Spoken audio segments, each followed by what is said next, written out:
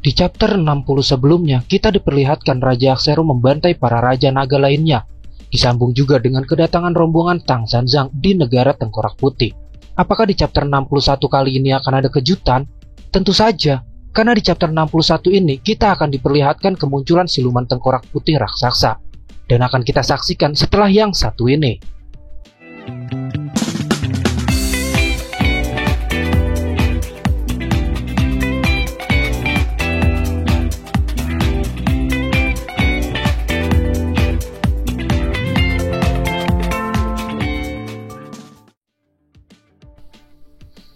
Sebelumnya, saya sangat berterima kasih banget sama kalian karena kalian sudah mau mengunjungi channel ini.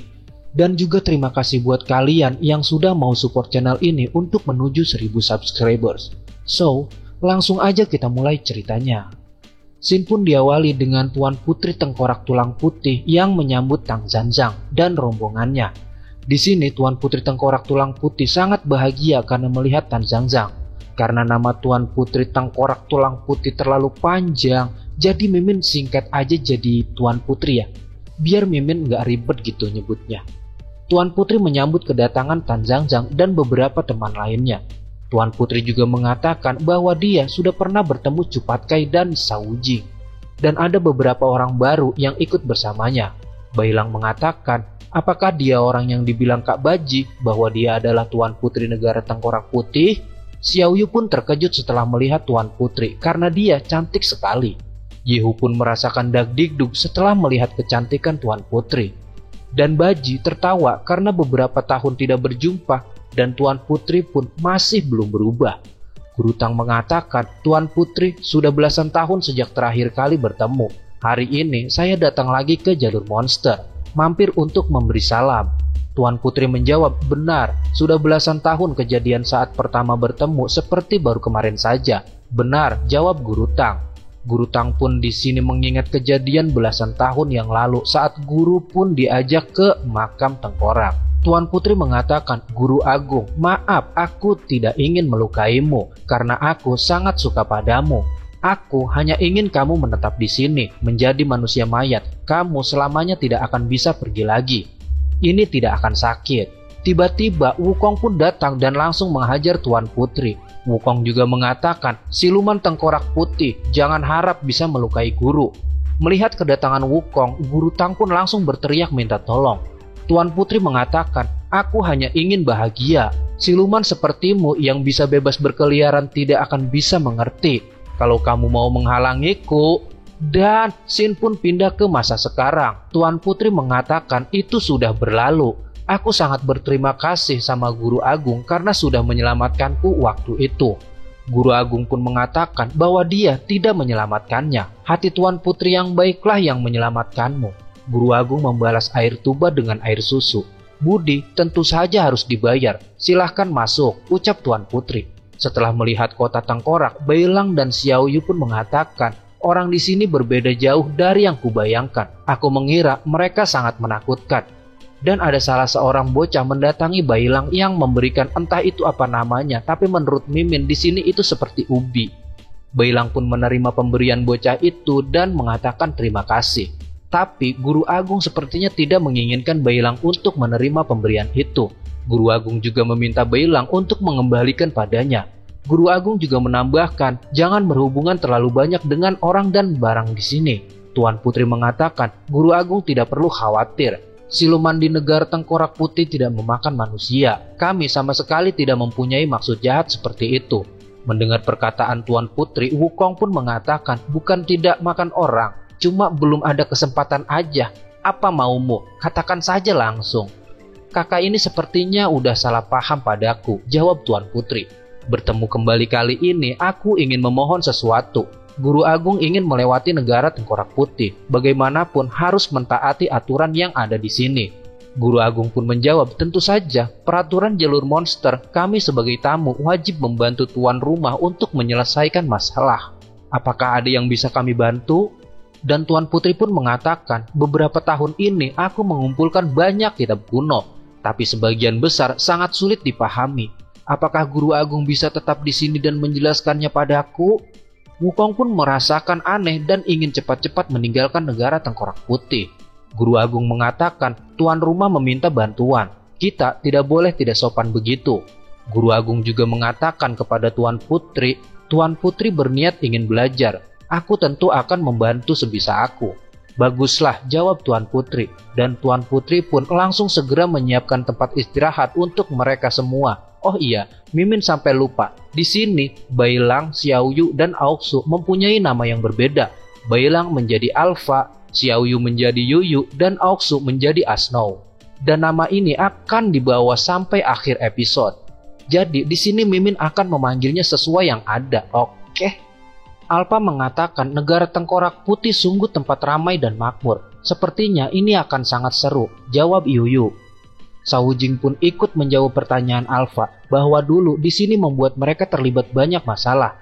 Baji pun menambahkan itu karena masalah guru dan Tuan Putri kacau. Aku rasa siluman yang lain masih lumayan. Dan di sini ternyata banyak wanita-wanita cantik ya. Hehehe, dasar Baji si mata keranjang. Alpha pun menambahkan bisa lewat dengan tenang saja sudah cukup buatku. Dan di sini terlihat Tuan Putri mengeluarkan banyak kitab suci kuno. Tuan Putri juga mengatakan mohon bantuannya guru. Aku perlu 2 atau 3 hari untuk membuat catatan di kitab.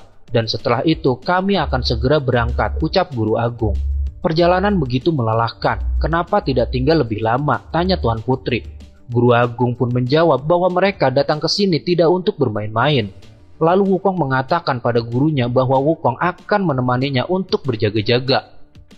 Tuan Putri pun di sini langsung tertawa. Hahaha, Sun Wukong, aneh sekali. Aku tidak mengenalimu saat bertemu tadi. Pantas saja aku merasa ketakutan. Kamu tidak ada maksud jahat, kenapa bisa ketakutan padaku? Toh aku juga nggak makan manusia, ucap Wukong. Guru Agung mengatakan pada Wukong agar jangan bersikap kurang ajar. Tuan Putri juga mengatakan kepada Sun Wukong, aku tidak akan melukai gurumu. Dulu tidak, sekarang juga tidak. Apalagi aku sudah dikalahkan olehmu. Untuk apa aku melakukan hal bodoh lagi? Dan sekarang aku akan permisi sebentar. Guru, kamu bersikeras menetap di sini. Apakah kamu tidak takut dia akan kumat lagi? Tanya Wukong. Apakah kamu tidak merasakan hatinya sangat damai? Jawab Guru Agung. Aku tidak tahu hatinya seperti apa. Bagaimana dengan hati guru sendiri? Hehehe. Tambah Wukong. Wukong, apa yang kamu katakan? Tanya Guru Tak. Wukong mengatakan, guru tidak perlu gugup. Aku tidak bilang apa-apa. Cuma waktu itu guru hampir saja tergoda. Aku bukan tergoda, tapi aku bertekad untuk membimbing semua makhluk agar berbuat baik. Siluman juga perlu dibimbing. Itu terserah apa katamu saja, jawab Guru Tang. Dan di sini Guru Tang pun langsung mengerjakan beberapa kitab suci kuno yang diberikan oleh Tuan Putri. Beralih ke kamar sebelah, Yuyu mengatakan di sini sangat nyaman dan luas. Shao Jing mengatakan guru mau menjelaskan kitab kepada Tuan Putri dan mungkin akan memerlukan waktu 2 hari. Jadi lebih baik kita menunggu saja di sini. Alpha yang sedari tadi menatap di jendela pun mengatakan di luar sangat ramai. Siluman di negara ini kelihatannya ramah sekali. Aku juga ingin pergi jalan-jalan. Wu Jing mengatakan bahaya di jalur monster biasanya tidak mudah disadari. Sebaiknya jangan mencari masalah. Untuk menyelesaikan perjalanan ini disiplin sangat penting. Mengenai disiplin, mana Patkai? Yehu dan kakak Asnou juga hilang, lanjut Bailang. Benar saja, ternyata Yehu dan Baji sedang berpesta di tenda biru. Baji mengatakan pada Yehu, adik Yehu, makanlah pelan-pelan. Aku sebagai senior, di saat seperti ini perlu membawamu melihat dunia. Yehu mengatakan, aku paling suka makan, juga pernah makan banyak orang. Baji menambahkan, kita berpetualang bersama, tidak perlu saling membedakan. Mulai sekarang, kamu ikut saja denganku. Ku beritahu kamu, jalur monster ini sangat sulit dilewati. Ada banyak penderitaan di luar sana. Nikmatilah selagi bisa. Ikut denganku. Aku jamin ada untungnya. Dan kita beralih ke Asnou. Di sini, Asnou sedang berjalan-jalan. Asnou juga mengatakan, jarang ada kota siluman seperti ini di jalur monster.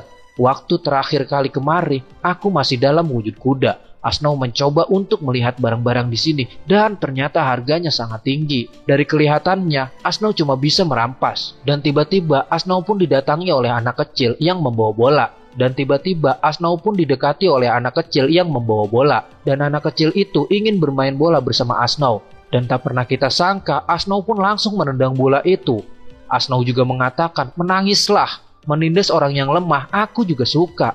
Kegembiraan yang hanya ada saat sendirian. Hahaha. Dan anak itu pun langsung berlari memanggil temannya. Dan tak pernah kita sangka juga, ternyata anak-anak itu langsung mengejar Asnau dan ingin bermain bola bersamanya. Dan sekarang kita akan dialihkan lagi ke Tuan Putri. Tuan Putri yang sedang berjalan di atas tulang-tulang manusia atau bisa kita sebut aja tengkorak. Dan Tuan Putri langsung bersujud dan mengatakan, "Ayah, perintahmu sudah aku laksanakan. Tang Zanzang lumayan percaya padaku. Dengan memanfaatkan ini, aku bisa membuat mereka menetap di kota. Dan di antara mereka yang paling sulit dihadapi adalah Sun Wukong, siluman kera besar. Dulu aku pernah dikalahkan olehnya."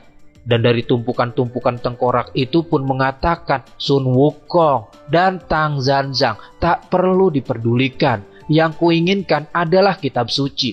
Bam! Dan terlihatlah kepala tengkorak raksasa muncul dari tumpukan tengkorak yang banyak itu.